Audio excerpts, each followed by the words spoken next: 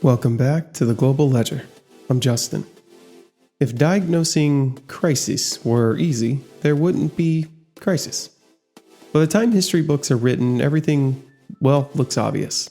The warning signs were there, the balance sheets were fragile, the leverage was excessive, and the assumptions were wrong.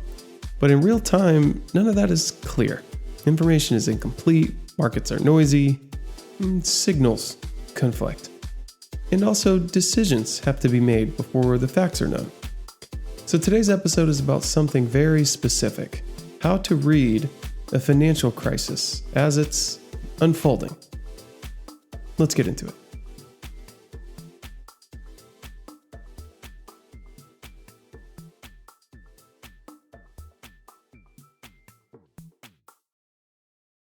Crises don't begin with headlines. They begin with small market dislocations, subtle funding stress, unusual price behavior, mechanical responses that feel temporary. Early on, everything has a plausible explanation, okay?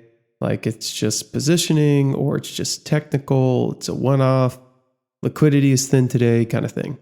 And often those explanations are partly true. The problem is not that markets lie, the problem is that markets don't tell you why something is happening. They only show you that something is happening. The first question you must ask, okay, when stress appears, the first question isn't, is this a crisis? It's, what is failing first? Because crisis always starts somewhere specific. It might be funding markets, collateral valuation, settlement timing, margin mechanics, balance sheet intermediation. Okay, the location of the first failure tells you far more than the size of the price move. But let's look at price moves versus structural stress. Okay, one of the biggest mistakes is over-focusing on price volatility. This is where a lot of the headlines the stem from, or the conclusions, I should say. Prices can move violently for reasons that are not systemic. Positioning's unwinding, macro repricing, policy surprises, speculative excess. Okay, structural stress shows up differently. Okay, look for bid-ask spreads widening without volume, funding rates decoupling from policy targets.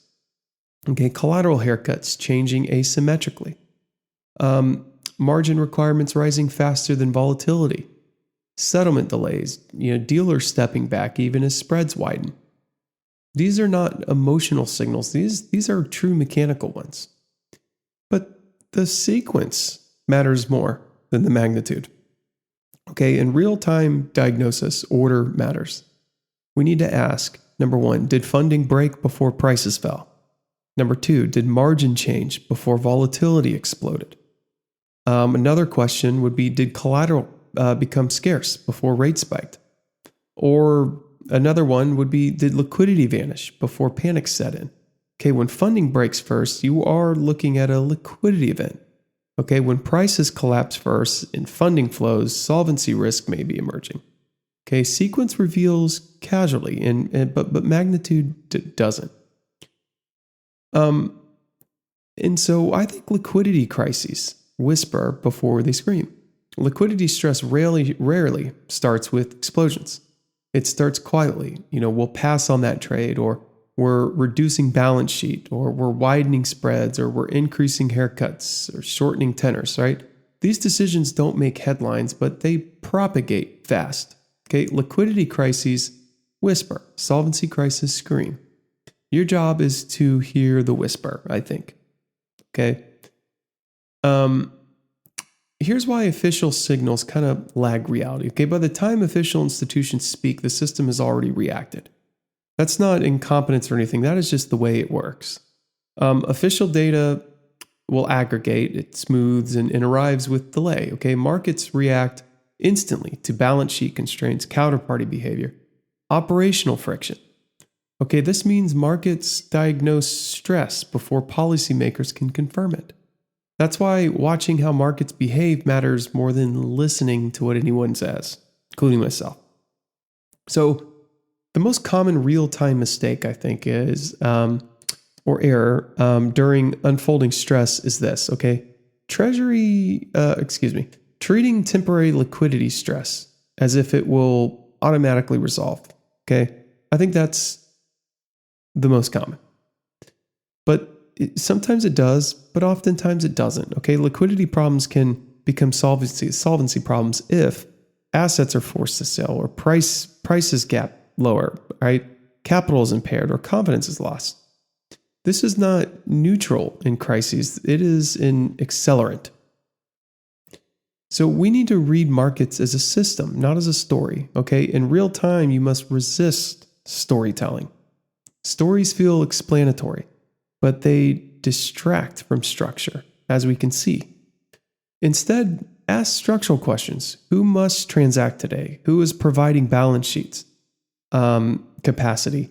What asset is being used as money? Where is settlement required? Okay, what cannot fail to clear?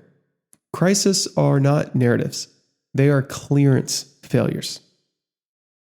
So let's take a look at the diagnostic loop. Okay, real-time crises reading is iterative.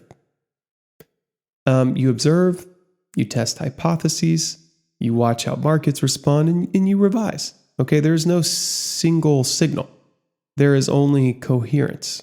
Okay, when multiple parts of the system begin to behave as if liquidity is scarce, even if prices are calm, that's your signal.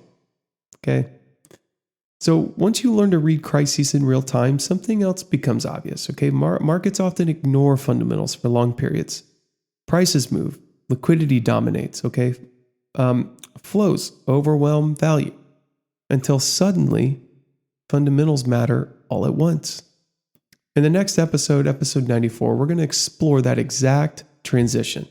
Why markets ignore fundamentals until they don't. Because understanding when fundamentals reassert themselves is one of the most powerful tools you can have. And that's next. Thank you for listening to episode 93, The Global Ledger. We covered the diagnostic loop and the most common real-time mistakes, and basically just reading a crisis in real time. Okay, we tried to build a diagnostic framework with this. Okay, so once again, I'm Justin, and thank you for being here.